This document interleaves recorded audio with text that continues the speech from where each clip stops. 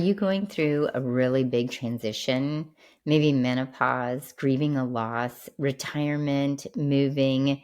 Maybe your kids are leaving the house or getting married, and you're finding yourself turning to food and emotional eating more than ever. Well, this video is for you. I'm going to share with you why emotional eating shows up so strongly during these life transitions because it's really not about the eating or the food. It's about safety and stability. I want to give you tools so that you can feel more in control and not reach for food so much during these transitions. Hi, I'm Kim Hines. I am a certified nutritional health coach and the host of the Emotional Eats podcast.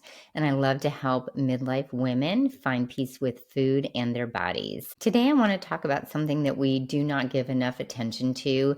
Life transitions, big or small, they really shake us to the core. And food feels like the safe place to land. It makes us feel so much better and it increases those hormones that make us feel good, the dopamine, the serotonin, the oxytocin. But before we dive in, make sure you head down to the description at the top. I have a video to help you stop emotional eating and calm your nervous system. It's using tapping and it teaches you how to use the EFT tapping, emotional freedom technique, in order to calm your body, feel stable and safe so you don't reach for food. Let's talk about why these life transitions really trigger our emotional eating.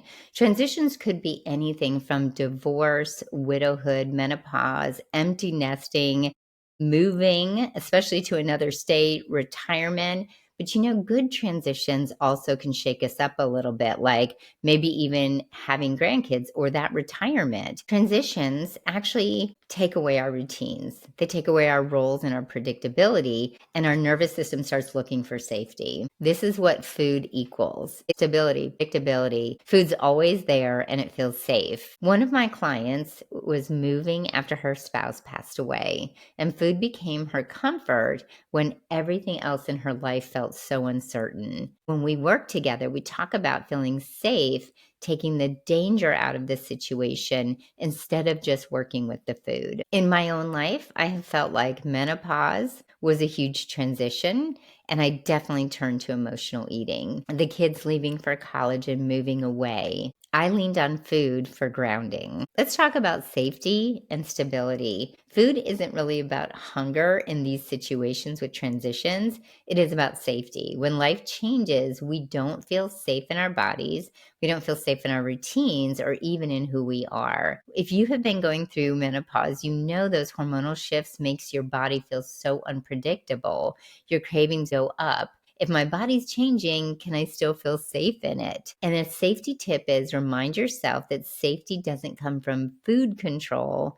It comes from grounding yourself and loving yourself. We have physical feelings during those transitions where we feel agitated, irritated, anxious, but we also have emotional layers that are at the heart of these transitions. We feel loss, whether you're feeling a loss of identity, of youth, of relationships. We often feel fear. Fear is one of the biggest reasons why we turn to food. We have uncertainty, identity issues. We don't know what our future is going to look like. We don't know what tomorrow is going to look like. When we're carrying so much, even loneliness, we often forget to give ourselves love and grace. We don't even realize how heavy the load is until food becomes our comfort. And then we feel even more discouraged because that food might be affecting our bodies in a negative way.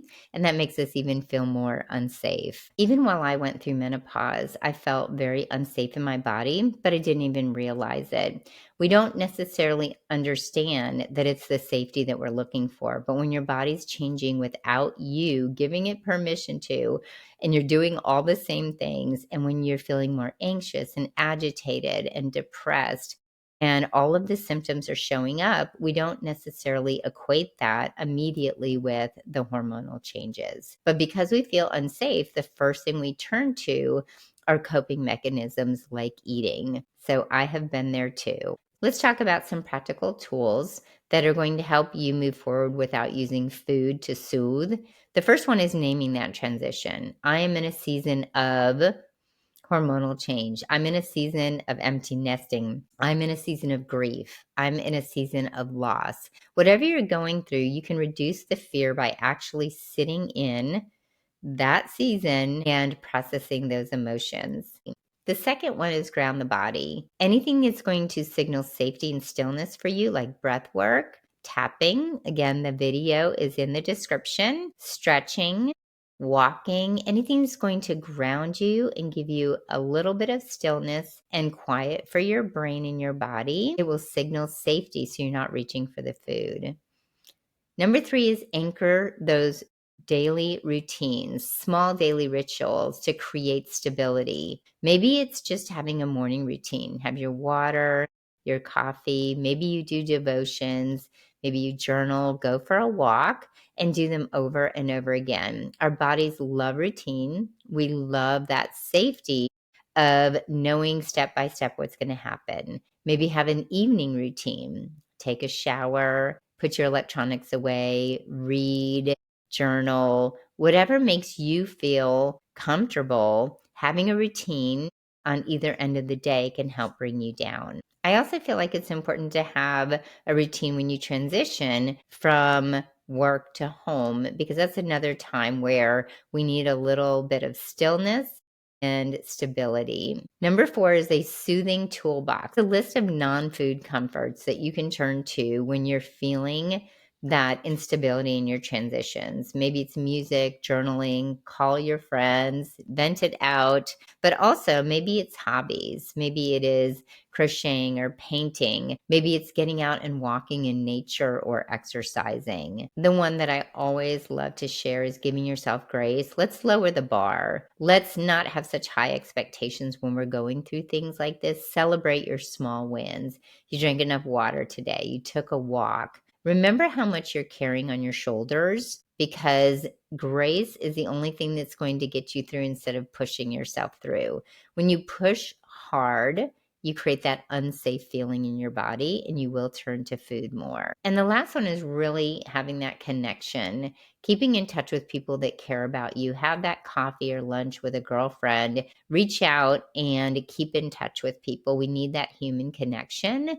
And also know that our support and non-judgment in our community is amazing. The community is for midlife women who are dealing with the same things: emotional eating, midlife health, emotional and physical. And it is an environment where we can find solutions to help you weekly move forward without using the food. Transitions are destabilizing. Food feels like safety, but you can give yourself that true safety and stability in other ways other than eating all the sugar, all the salty snacks, and all the carbs. This season doesn't define you, it's shaping you, and it's giving you possibility for something else in the future. So please don't forget to give yourself love and grace along the way. And if you're looking for deeper support, make sure you check out the link for the Emotional Needs community, because we are all walking through these transitions together.